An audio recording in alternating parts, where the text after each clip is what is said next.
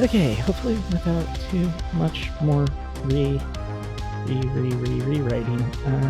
we're gonna do the lore video.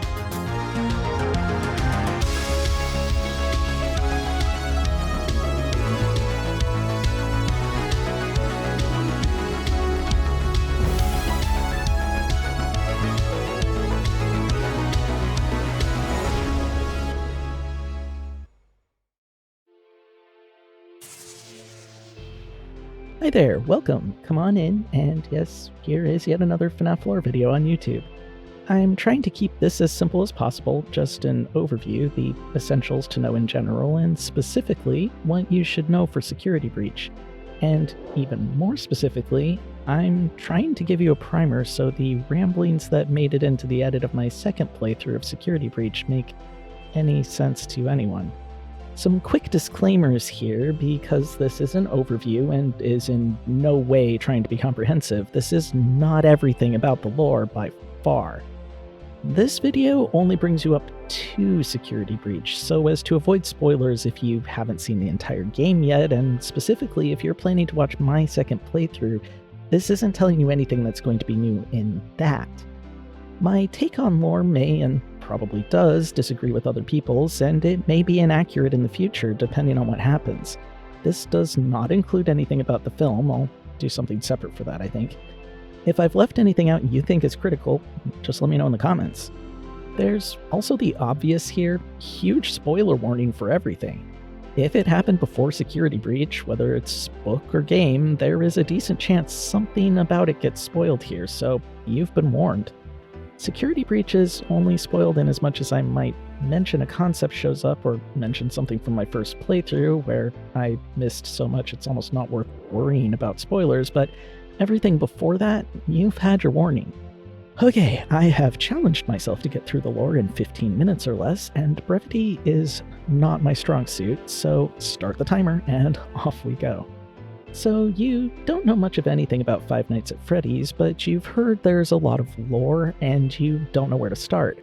That's okay, it's confusing. There are, including Security Breach, 9 mainline games, multiple sets of books, graphic novels, and about 1 billion YouTube videos on the lore. That's a lot. It's overwhelming. It's too much. And you know what? You're right. It is. Don't worry about it. No, seriously, you don't need most of this. Not unless you're really interested. There's actually a really good canonical reason for this. The last major mainline game before Security Breach, Help Wanted, also known as FNAF VR, changed everything about the canonical story while potentially changing nothing at the same time. Let me try to explain. Help Wanted gave the series a soft reboot and a chance to change and fix the lore, which by then had gotten complicated and potentially, depending on how you interpret things, contradictory. You see, in the intro sequence to the game, we're given a setup. We are playing as a beta tester for a game. Welcome to the Freddy Fazbear Virtual Experience. Fazbear Entertainment is excited to join the digital age, and what better way to do that than with an edge-of-your-seat virtual reality experience. And we're told that all of the previous games in the series up until now were... The majority of them were total fabrications from the mind of a complete lunatic. Lawsuits pending. So in Help Wanted, all of the previously existing lore is now lore within the FNAF universe. Clear as mud? Okay, I've made a little diagram for you here. This is us out here in what, for the sake of argument, we'll call the real world, playing Help Wanted. Inside Help Wanted, we're playing a game that we'll call the virtual experience for short as this beta tester, who will represent for totally no reason as this bunny girl right here, and literally everything we see while playing Help Wanted is what she is seeing in the virtual experience. We never see the world that she lives in, which we're going to call the Fazbear universe from here on out. Got it? I hope so, because now we take it a step further. Everything that happens in Security Breach happens in the Fazbear universe.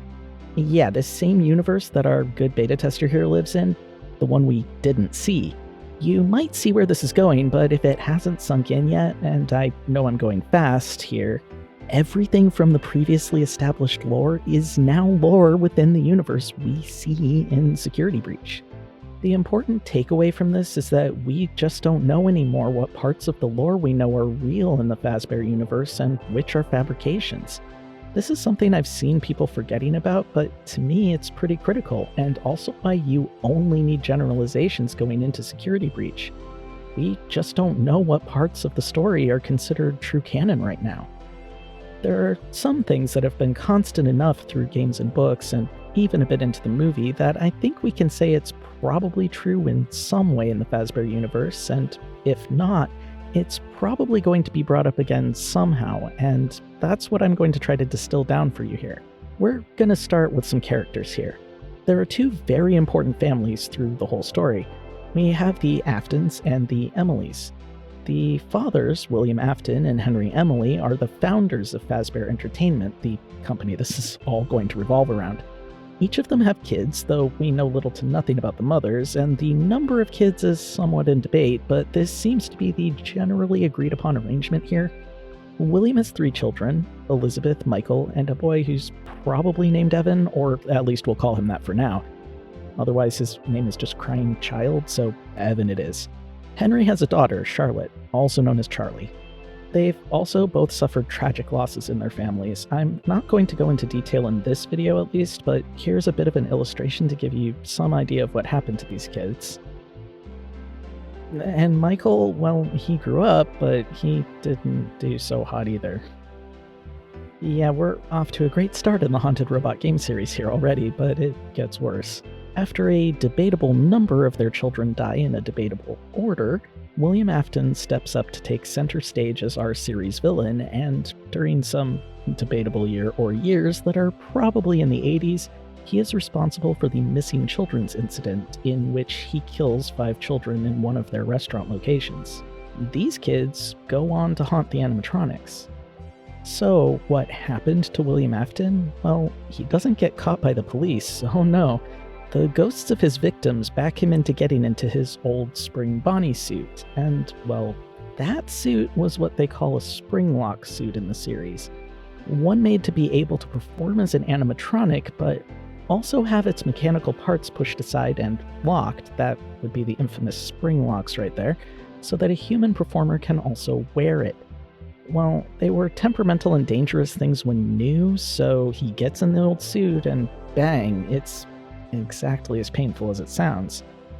But given that there's obviously some paranormal stuff going on in this series, somehow he doesn't die. He never does. He's just undead, stuck inextricably inside this suit for literal decades. And even burning down the building he's in doesn't manage to do it. That brings us up to Ultimate Custom Night, the last game before Help Wanted, and we'll talk about that along with the books. You'll see why in a minute. That's the short version. The really short version. I think it's honestly all you need to know going into Security Breach as far as the earlier games go, to be honest, but just to give you a little context for how much I've distilled this down for you, we could debate how many total children he killed. We could debate the years, the locations, and thanks to the books, we can even debate whether their spirits are haunting the animatronics at all, or if it's mostly caused by the experience of agony leaving some sort of energy imprint on things. Among other things. Seriously, we don't need to go into it today. A minimum of 5 kids were killed in some Fazbear-owned restaurant in some year that was probably in the 80s somewhere. The robots are haunted, bad things keep happening at the restaurants, William Afton is awful, super durable, and undead. That's all you really need to know. Again, you don't need to know the details about this, but I will tell you that the book events are different from the game events, and that's true no matter which book series you're talking about.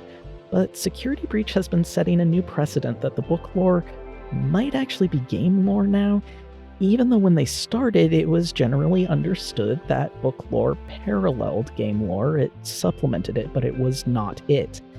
In a post-Help Wanted world though, that's getting fuzzy.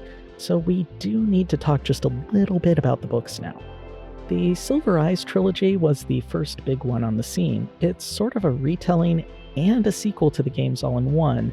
There are some of the same characters, but a lot of new ones are introduced, none of whom really seem to have been carried over, but the series does revolve around Charlie. Remember her, Backaways? Henry's daughter. While I wouldn't say the alternative storyline seems to be carrying over into the games at this point, I think a couple of concepts do get suggested at here and there, and I certainly fixated on one of them when I was playing, something I think I may have brought up in my first playthrough as well. I don't think it's hugely necessary to spoil a lot of details here about it, but the big takeaways from that series that seem to see any potential carryover are that animatronics may not know they are animatronics if they're possessed by a spirit, and they may not look like what they actually are, up to and including actually looking human. There are some technologies suggested in the books that put out some sort of wave or signal that messes with human perception to make you see something that they aren't, so if you ever hear illusion discs brought up, that's what that is. In general, understand that technology in the Fazbear universe is vastly beyond ours, at least in terms of robotics and AI, and at least semi-fantastical in nature. It's definitely a horror, sci-fi, paranormal alternate version of the world. I'm going to be skipping over the Tales from the Pizzaplex series for this video. We'll go into that one a bit somewhere between the end of my main security breach explorations and the Ruin DLC. There's a bunch of stuff in there that, well, that'd definitely be security breach spoilers to talk about. So let's check in with the last few things on our list here. A brief visit to Help Wanted, the Fazbear Frights books, and Ultimate Custom Night. See, I told you I'd swing back around for it. Let's start at Custom Night. It's really the death dialogues that give us anything here. Through what the various characters say when the player fails, the general understanding seems to be that when we are playing Ultimate Custom Night, we are playing as William Afton, experiencing some kind of hell or purgatorial punishment, in which we are eternally attacked by the array of people we have hurt, and I generally agree this seems reasonable, although there are a couple of inconsistencies. We'll take it as the most likely interpretation, and it's supported by the books to some extent, where we're given a story of The Man in Room 1280, about a man who in no way is in a condition where he should be alive, yet clings to life all the same, as an angry spirit holds him captive and keeps him from dying to punish him. A well-intentioned priest is convinced to grant the man his wish to go to the Fazbear Entertainment Distribution Center, where the man finally dies in the presence of all those robot bits, which then brings us nicely back to Help Wanted, where we're introduced to what remains of William Afton at this point. We're told by a mysterious person known only as Tape Girl that the developer she works for was given old circuit boards to scan in to help with the game. It was meant to save them time programming pathing, which is ridiculous, but remember, their technology is different in the Fazbear universe. Something came into the game along with that data, something that wants out. Something she tried to hide and contain. That something is this creepy guy right here. We know him as Glitchtrap, aka the bunny that still freaks me right out, even though literally the entire reason I became a FNAF fan in the first place started with me trying to desensitize myself to him because he was everywhere when this game came out. It didn't work. Important to note here is that this is not William Afton. This is whatever little remnants of him got imprinted on those circuit boards that may or may not have been in that distribution center, depending on how canonical the book actually is. It's not a whole consciousness, it's not a whole copy of a person, but it is malevolent and it does want a body, one that, no matter how you finish the game, he seems to take from you at the end of Help Wanted, walking out thanks to your actions, sharing or taking over your body, at least that's sure what seems to be implied. Beyond that, with a few tidbits of information in the Curse of Dreadbear DLC for Help Wanted and the mobile game special delivery, otherwise known as FNAF AR, we know there's a person named Ness, a Vanessa, and a Vanny, who may or may not all be the same person as someone known as Reluctant Follower, who is probably the person that we're playing as in Help Wanted, though I personally have a few doubts about that. There's more I could go into about this setup, but all you really need to know for now is someone is working with Glitchtrap and has reluctantly become a follower or acolyte. That someone is known as Vanny, and may also go by those other names, and she does show up in Security Breach.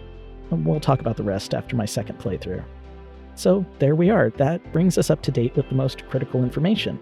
All that bad history of the company, a malicious program with bits of a deranged killer as its template that has an acolyte, denial and lies on the part of Fazbear Entertainment as it works to revive its tarnished brand, and a dark history, some of which we know, but we don't know for sure what parts are true. How'd I do for time? That was a brief primer, I know, and it was absolutely not everything, not by a long shot. It still has taken an embarrassingly long time to manage to write and produce for you, and I expect to do a little more touching on lore with regards to the movie and with Ruin. If you'd like something more in-depth on anything, or have any specific questions, let me know. Just drop a comment down there and I'll consider it. It's not like I don't think about this far more than is probably sane and healthy for anyone or anything. So, thanks for watching. The second season of my Security Breach content is coming up soon. And until then, good night, Freddy. I'll see you next time.